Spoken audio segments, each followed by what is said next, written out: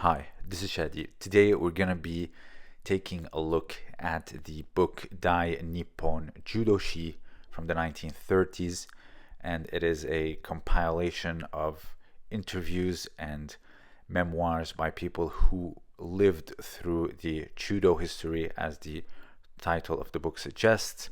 But before we do that, please make sure you like this video. It really helps me and it helps other people see it as well. So if you can, please like it. So this book is published in the 1930s. The author himself passed away not too long ago, I believe around 40 years ago. So he went around, interviewed a lot of the people that were present in the Meiji era and when Kodokan Judo was being established and growing.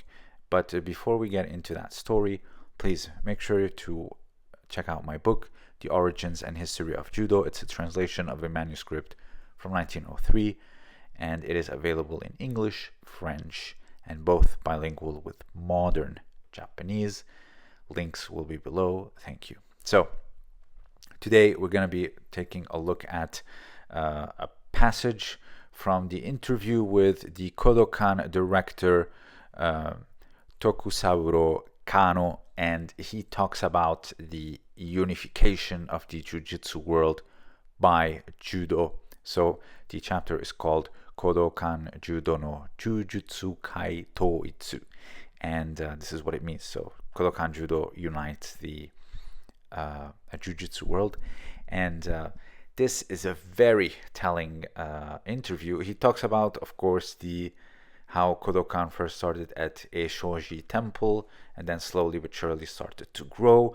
And of course, at that time, the 1880s, of course, they're going to talk about the Metropolitan police and the fights that happened. And here you can see I took this picture, and this part where it is encircled is what really took my attention, because it really speaks volume and just reminds me that we're just the same, basically. Here he talks about the fights that happened between the Kodokan judoka and the other jujutsu schools, and it was, of course, for the Metropolitan police position. And there he talks about a great fighter who was always teaching at the police station by the name of Nakamura. So I'm sure you know who he is, of the Yoshinryu. I've spoke about him for many years now, and he wasn't just any ordinary fighter. He refers to him in that passage as Nakamura Shihan, so master, not Nakamura Shi like as in Mr. Nakamura or Nakamura Sensei, teacher. No, he refers to him as master. So he has a great deal of respect to him, and he's talking about him as this great jiu-jitsu fighter. And this is the part that blew my mind. He was talking about the fight between Nakamura and Yamashita, who is one of the four guardians of the Kodokan. And the fight starts, and Nakamura approaches Yamashita on his knees, looking to pull him in and then pin him. So basically, guard, and then in modern terminology, it's the guard, pull, and then sweep, so you can get the top position. That's what he wanted. But Yamashita, it says that Yamashita wanted to throw and wanted to stay on his feet.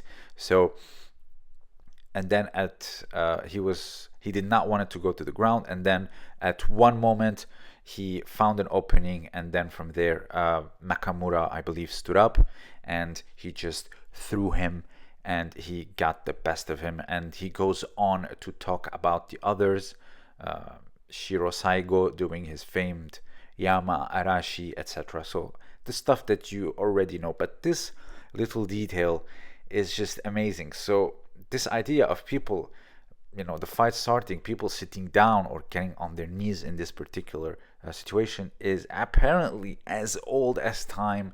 And this isn't just a phenomenon of BJJ, what we call today, but am I surprised? I mean, it's interesting and it's kind of funny, but am I surprised? Technically, no, because let me tell you why. At the time, the rules were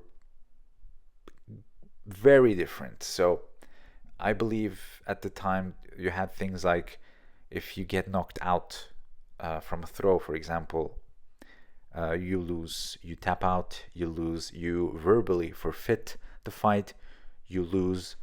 And I think also if you break, if you got your arm broken, let's say, or your leg or something, that also you lose. There was no striking. I believe things like hair pulling, biting, etc., they were not allowed. But everything else, grappling wise, you can literally do anything, even snapping the fingers. That wasn't banned until early 1900s. And so, as you can see, you can only win by the tap. And the chances that you get someone knocked out just by throwing them is very low. So, or you're gonna need many throws, or you throw them in a way that's incredibly reckless, and just that's not how throws function. They're destined to get someone boom on their back. I'm not saying it didn't happen. Tanabe, I believe he got swept and he was knocked out just from a foot sweep. But still, getting someone to the ground and tapping them is the better chance. Now, if you tell me I have the best chance for me is to win by a tap, of course I'm not gonna bother with the grips. I'm not gonna do the whole kuzushi, tsukuri, kake. Of course, developing a throw is a lot of hard work. It's years and years just for one throw. So one of the reasons a lot of professionals get super upset when, let's say, a throw has been banned, like recently the Korean shoulder throw. It takes years to develop a throw, and just imagine it gets banned, for example. But other than that, I'm not really surprised, because if you look at a little bit of history and a little bit of rule set, you would know that, of course, people did that. So now this brings me to one subject. People say the Gracies did this revolution, the Gracie this, the Gracie that. I'm gonna flip the script on its head and say Kano made a revolution. Kano tailored it in a way that you would actually have to stand up and grip fight and stay upright and then throw. Otherwise, you will just be fighting to win. And look, the great, like, master Nakamura got on his knees and did that. Imagine you do that in a street fight. So of course not. And to get someone up and really engage in gripping and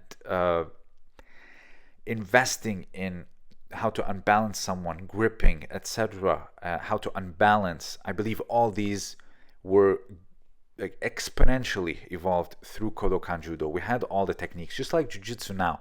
You can do all the throws, etc., but are they as developed as Judo? When you look at them or when you see them in competition, they look very sloppy compared to Judo. I'm not saying they don't work, but just so you see where their priorities lie, because of course the tap is their greatest priority, and of course the throw is like 2 points. So of course they're not gonna invest all that time. But when Kano flipped the script on its head, now you have this beautiful picturesque arc. So no, it's, again, we go back to what I did 4 or 5 years ago. It's not the Gracies that revolutionized things. It's Jigoro Kano, not only through this, but also with the philosophy of education and rendering the world a better place. Because I believe 2 pages ago or 3 pages ago, previous in that chapter, he was talking about how Jiu-Jitsu was becoming stale and it was just like a thuggish thing, and Kano was truly interested in education, and that's why the term judo wasn't really used at that time. Of course, there was a school that used the term judo. Maybe I'll do another video on them, but that's not the point. And later on, you have Yamashita really making someone stand up actually to throw them, and exactly this is how it ended. So the whole thing with Newaza, when was it truly we always had it, and you see old books, you see etc., and people apparently sat down, they know. So I'm sure Nakamura was training a lot on the ground as well. He was rolling. I'm gonna go through that book far more extensively now since I finished that first book, and see how it was, the whole ground thing, stand-up thing. But clearly what we see today is nothing new. It's just wash, rinse, repeat. And who truly revolutionized things? Come on. Let's be honest, and it's Jigoro Kano. That's it.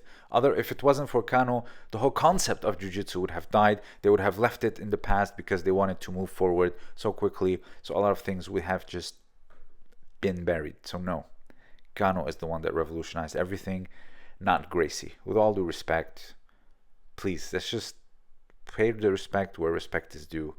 And if you have anything to add, let me know down below. This was Shadi. Thank you for listening.